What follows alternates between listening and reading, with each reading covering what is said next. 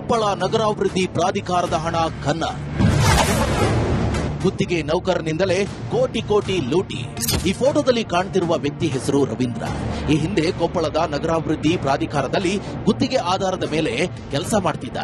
ಅಧಿಕಾರಿಗಳು ಹಾಗೂ ಪ್ರಾಧಿಕಾರದ ಸದಸ್ಯರ ಈತನ ನಡವಳಿಕೆ ಸರಿಯಿಲ್ಲ ಅಂತ ಕೆಲಸದಿಂದ ವಜಾ ಮಾಡಿದ್ರು.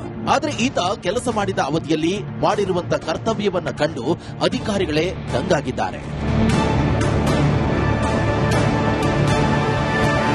ಗುತ್ತಿಗೆ ಆಧಾರದ ಮೇಲೆ ಕೆಲಸಕ್ಕೆ ಸೇರಿಕೊಂಡ ರವೀಂದ್ರ ಸಾರ್ವಜನಿಕರಿಗೆ ಅಷ್ಟೇ ಅಲ್ಲದೆ ನಗರಾಭಿವೃದ್ಧಿ ಪ್ರಾಧಿಕಾರದ ಮುಖ್ಯ ಖಾತೆಯನ್ನೂ ಬಿಡದೆ ಎತ್ತುವಳಿ ಮಾಡಿ ಈಗ ತಲೆಮರೆಸಿಕೊಂಡು ಎಸ್ಕೇಪ್ ಆಗಿದ್ದಾರೆ. ಸದ್ಯ ಆರೋಪಿ ರವೀಂದ್ರನ ಅವತಾರಗಳು ಬಗೆದಷ್ಟು ಬಯಲಾಗಿವೆ. ಸುಮಾರು 8 ಕೋಟಿಗೂ ಅಧಿಕ ಹಣ ಎಗರಿಸಿರುವ ರವೀಂದ್ರ ಹಣ ವರ್ಗಾವಣೆ ಮಾಡಲು ಹೂಡಿರುವಂತಹ ಪ್ಲಾನ್ ಕೇಳಿದ್ರೆ ಶಾಕ್ ಆಗುತ್ತೆ.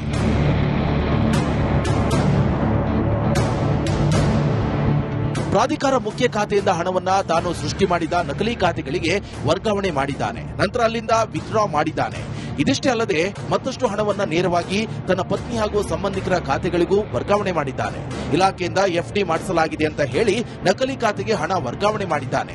ಇದಿಷ್ಟೇ ಅಲ್ಲದೆ 2023-24ರ ಸಾಲಿನಲ್ಲಿ ಪ್ರಾಧಿಕಾರಕ್ಕೆ ಸದಸ್ಯರು ಹಾಗೂ ಅಧ್ಯಕ್ಷರು ಇಲ್ಲದ ಸಮಯದಲ್ಲಿ ಕಮಿಷನರ್ ನಕಲಿ ಸಹಿ ಸೃಷ್ಟಿಸಿ ಹಣ ವರ್ಗಾವಣೆ ಮಾಡಿದ್ದು ಸದ್ಯ ಇದೆಲ್ಲವೂ ಕೂಡ ಆಡಿಟ್ನಲ್ಲಿ ಬಯಲಾಗಿದೆ. ಬನಶಂಕರಿ ವೆಂಕಟೇಶ್ ಅವರು ಗಂಗಾವತಿ ಅವರು ನಮ್ಮಲ್ಲಿ ಬಂದು ಒಂದು ಲೆಟರ್ ಕೊಟ್ಟರು. ನಾವು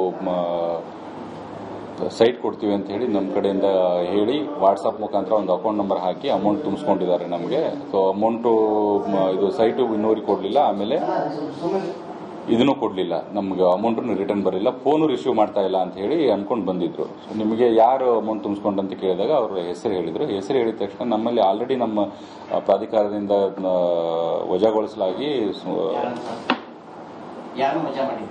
ಅರವಿಂದ್ ಆಲ್ರೆಡಿ ಮೊದಲೇ ವಜಾ ಆಗಿದ್ರು.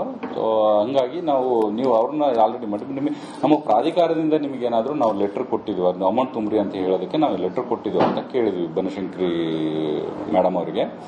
ಅವರು ಲೆಟರ್ ಯಾವುದೇ ನಮ್ಗೆ ಲೆಟರ್ ಬಂದಿಲ್ಲ, ಬಟ್ ನೀವು ಅಮೌಂಟ್ ಅಷ್ಟೇ ತುಂಬಿ ಅಂತೇಳಿ ನಮ್ಗೆ ವಾಟ್ಸ್ಆಪ್ ಮುಖಾಂತರ ಅಕೌಂಟ್ ನಂಬರ್ ಹಾಕಿದ್ರು ಅಂತ ಹೇಳಿದ್ರು.